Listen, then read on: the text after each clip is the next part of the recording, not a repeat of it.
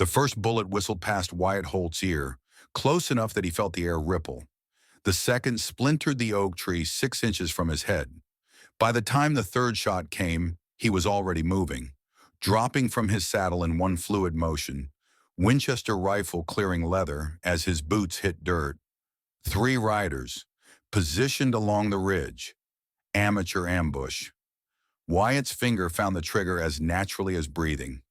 The Springfield Model 1873 kicked against his shoulder, its report echoing across Dust Valley. The first man fell without a sound, toppling from his horse like a sack of grain. The second managed to fire once more, wild, panicked, before Wyatt's second shot caught him square in the chest. The third rider wheeled his horse around, dust billowing. Wyatt recognized him even through the haze. Billy Harmon, one of Victor Tanner's hired guns. The man's spurs dug deep into his mount's flanks as he fled toward town. Wyatt lowered his rifle, breath steady. 7 years in the war had taught him when to shoot and when to wait. This wasn't over. It was just beginning. The Arizona sun beat down mercilessly as he collected his horse. Blood darkened the sand where the men had fallen. 45 years of life had stripped away any illusions about death. These wouldn't be the last graves dug in Dust Valley this season. Tanner was making his move. The land grab was turning bloody. The distant sound of gunfire pulled Wyatt from his thoughts. Just around the bend, a diligent stagecoach was under attack. 4 masked men surrounding it like wolves. The driver slumped lifelessly over the reins, and terrified faces peered from inside. Wyatt's Colt Peacemaker cleared its holster without conscious thought. 2 quick shots dropped the nearest attacker.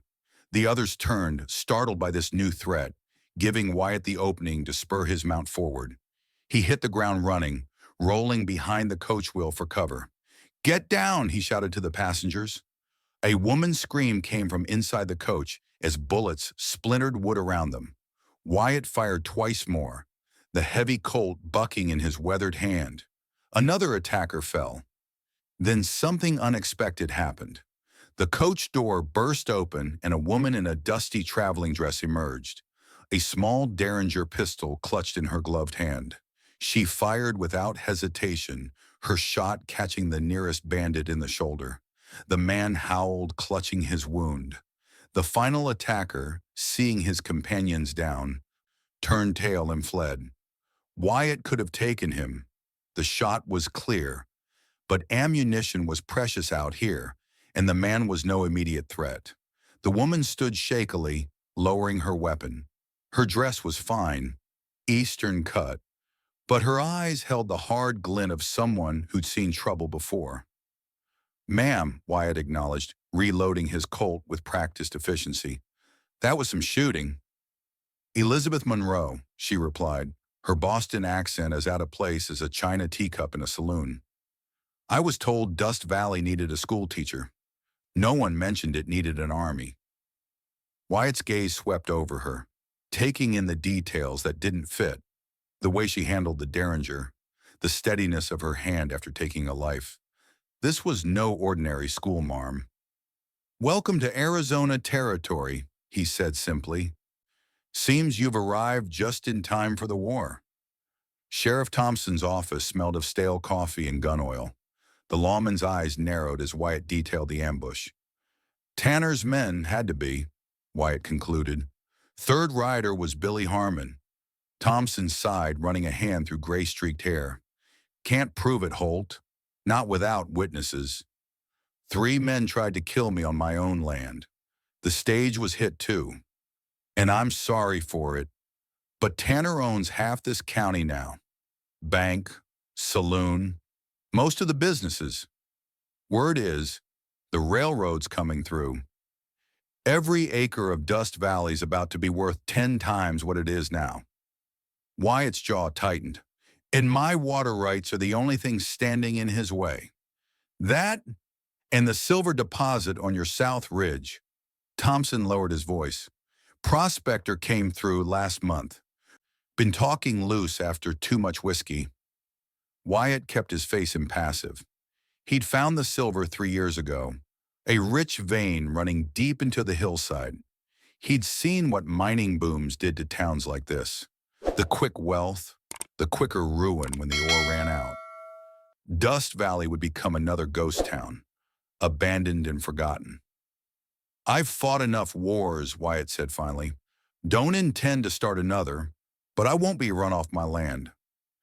As Wyatt stepped back into the harsh sunlight, he spotted the school teacher, Elizabeth, across the street. She was speaking with a tall, lean man whose stance marked him as a gunfighter. Something in the man's cold eyes and the way his hand hovered near his holster set off warnings in Wyatt's mind. Frank Reed. 17 notches on his gun, if the stories were true. Tanner had escalated beyond hired thugs. He'd brought in a professional killer. The sun had nearly set when Wyatt returned to his ranch. From the ridge, he could see the modest house, barn, and corral spread below.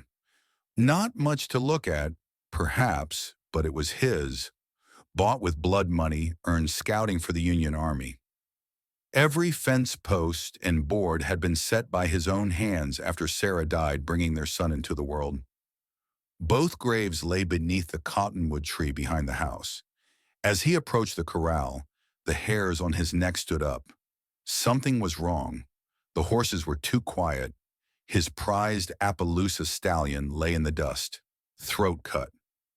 A knife pinned a note to the animal's flank. "Sell or be next." Wyatt's hand curled into a fist, crushing the paper. They'd crossed the line. In the war, he'd seen men hang for less. A horse approached from the road. Wyatt's rifle was up and aimed before he recognized Elizabeth Monroe's slight figure. "Mr. Holt," she called out. "The driver, there was nowhere else to bury him in town. They said you might have space on your land." Wyatt lowered the rifle. "Under the West Ridge. Ground softer there." He paused. "I saw you talking to Frank Reed in town." Something flickered behind her eyes. "He asked questions about Boston. I answered few." "Reed doesn't care about Boston. He's a hired gun, best in 4 territories. If he's asking about you, there's reason." "Perhaps we all have secrets, Mr. Holt." Her gaze fell on the dead horse, and her expression hardened. "It seems we also have common enemies." The following days brought an uneasy rhythm. Elizabeth stayed in the spare room, claiming the stage wouldn't return for a week. Wyatt didn't press. He recognized someone running from something. He'd done enough of it himself after the war. He found her one morning tending a wild Mustang that had been caught in barbed wire. Her hands moved with surprising gentleness as she cleaned the wound. "Hold him steady," Wyatt said, approaching with needle and catgut. The mare's flanks trembled as he began stitching. "War taught me more about patching flesh than I ever wanted to know." Elizabeth watched his scarred hands work with surprising delicacy. "Gettysburg," she said, not a question. Wyatt's fingers paused momentarily. "Second day, scouting the Confederate position on Seminary Ridge. The memories surfaced unbidden. Artillery hit our forward position. My spotter took shrapnel. I carried him 2 miles back to our lines. You saved his life, and took another." Wyatt tied off the final stitch. "Young Confederate officer charged us. I fired twice. Didn't know until later it was Victor Tanner's brother." Understanding dawned in her eyes. "So that's why he wants your land. It's not just about silver or water. Vengeance has patience. Tanner waited 15 years to find me." Wyatt released the Mustang, watching it move cautiously around the corral. Some wounds never heal properly. Later, Wyatt showed Elizabeth the map, the survey of his land with the silver deposit clearly marked. She traced the lines with her finger. "You could be wealthy," she said. "Why keep it secret?" Wyatt led her to the ridge overlooking the valley. See Jefferson Gulch to the east? Was a boom town 5 years ago when they struck silver. Now it's empty, buildings rotting, cemetery full. Mining towns die, Miss Monroe. I've seen enough death. The rifle shot shattered the pre-dawn silence 3 days later. Wyatt was on his feet instantly, Colt in hand. More shots followed, at least 3 shooters. They'd surrounded the house. "Back room," he ordered Elizabeth, grabbing the Winchester. "There's a trap door under the rug. Root cellar." "I'm not hiding," she replied, checking her Derringer. "Is there another gun?" Their eyes met, and Wyatt saw something there. Not fear, but determination. He nodded toward the shotgun mounted above the fireplace. "Ever fired a scattergun?" "Point and shoot," she said grimly. "I'm a quick study." Glass exploded as a bullet shattered the window. Wyatt returned fire, catching a shadowy figure trying to approach the porch. The man went down hard. Elizabeth positioned herself at the back window, the shotgun looking oversized in her hands. When she fired, the weapon's roar filled the small cabin, and a scream from outside confirmed her aim. "They're trying to flush us out," Wyatt called, ducking as splinters flew from the doorframe. Fire must be next. The attack continued for what seemed like hours. Dawn broke, revealing 3 bodies in the yard. The remaining attackers had pulled back to the tree line. Elizabeth hissed suddenly, clutching her arm. Blood seeped between her fingers where a bullet had grazed her. "Let me see," Wyatt said, ripping a strip from his shirt. As he bound the wound, she watched him with an unreadable expression. "You need to know something," she said quietly. "I wasn't entirely truthful about Boston. Most folks running from something rarely are. My husband was Charles Monroe, the Boston Butcher. He killed 7 people that they know of." Her voice remained steady. "The last was a young woman who refused his advances. I watched him do it. That night I put arsenic in his whiskey." Wyatt continued wrapping her arm, his expression unchanged. "Law after you? They called it justice when a man did it. For a woman," she shrugged. "I left the next day." Wyatt tied off the bandage. "We all carry ghosts, Miss Monroe. Some just have more substantial form than others." A movement outside caught his attention. Frank Reed stood at the edge of the property, alone and apparently unarmed. "Holt," Reed called. "Tanner sent me to deliver terms. You've got 1 day to clear out. Sign the deed, and you walk away alive." "And if I don't," Wyatt shouted back, "then tomorrow night Tanner brings 20 men. No survivors, no witnesses. That's his promise." By midday, Wyatt had rallied what support he could. 4 men from neighboring homesteads who still resisted Tanner's pressure. Not enough. Not nearly enough. "We need the sheriff," one of them insisted. "Thompson won't cross Tanner," Wyatt replied, checking ammunition stores. "We're on our own." Elizabeth had ridden to town against Wyatt's protests. "I know people who might help," was all she would say. She returned with an unexpected ally. Sheriff Thompson himself, along with 6 Mexican miners who had their own grievances against Tanner. Found these men after their claim was suddenly invalidated by the county clerk. "Tanner's cousin," Thompson explained. "Figured it was time to remember which side of the law I'm supposed to uphold."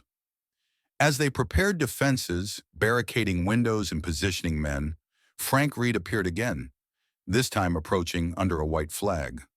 Wyatt met him halfway between the house and the road, both men's hands hovering near their weapons. "Thought you were Tanner's man," Wyatt said. Reed's cold eyes assessed the ranch's defenses. "I'm my own man. Always have been. Tanner hired me to kill you, but he wasn't straight about the details." He withdrew a folded paper from his vest. "This is a map from the Confederate Treasury. Last shipment of gold bullion from the Richmond Mint, 1865. Never reached its destination." Wyatt studied the map, recognition dawning. "It's buried on my land. South Ridge, your silver deposit? It's just the surface wealth. That gold's worth 50 times more." Reed's expression hardened. "Tanner knew all along. His brother was escorting that shipment when you killed him. That's why he wants your land specifically." "Why tell me this?" Because Tanner plans to kill everyone once he has the land, including me. He's bringing more men than you know. You need me if you want to survive tomorrow night. The attack came just after sunset. Torches appeared first, 20 or more, advancing across the open ground toward the ranch. Rifle shots followed, bullets thudding into the reinforced walls of the house and barn. Wyatt's makeshift force was positioned strategically. Miners in the barn loft, Thompson and 2 ranchers in the house, Reed and Wyatt in defensive positions behind the corral wall. "Hold fire until they're closer," Wyatt ordered. "Make every shot count." When the first attackers reached the 100-yard mark, Wyatt gave the signal. Rifles barked from every position, dropping the front line of Tanner's men. The attackers scattered, seeking cover. Elizabeth proved her worth again, picking off 2 men with precise shots from an upstairs window. The Winchester in her hand spoke with authority, belying her small frame. The battle intensified as Tanner's men reached the outer buildings. A pitched gun battle erupted at the barn, flames soon licking at its walls as someone threw a torch. Reed moved like a ghost through the shadows, his skill with a gun evident as 3 of Tanner's men fell to his Colt, but the numbers were against them. Gradually, Tanner's force pushed closer to the house. Wyatt spotted Tanner himself, directing the assault from behind a wagon. He lined up the shot carefully, finger tightening on the trigger, when a scream from his right broke his concentration. Reed was down, blood blooming across his shirt where 2 bullets had found their mark. One of Tanner's men stood over him, revolver aimed for a killing shot. Wyatt had a split-second choice: take the shot at Tanner or save Reed. He swung his rifle and fired, dropping the man above Reed. The opportunity to end Tanner was lost. "Honor," Reed gasped as Wyatt pulled him to safety. "Didn't expect that from you." The tide turned when the Mexican miners executed a daring flanking maneuver, catching Tanner's right wing in a deadly crossfire. Meanwhile, Thompson and his men held the house, though at heavy cost. 2 defenders lay dead. In the chaos, Tanner seized his chance. He slipped behind the house, entering through a window Elizabeth had left to change position. Wyatt, seeing the movement too late, rushed toward the building. Inside, Elizabeth faced Tanner alone, his gun trained on her chest, a triumphant smile on his face. "The school teacher," he sneered. "Or should I say, the Black Widow of Boston?" "You knew," she said flatly. "I make it my business to know everyone who enters my town." He gestured with the gun.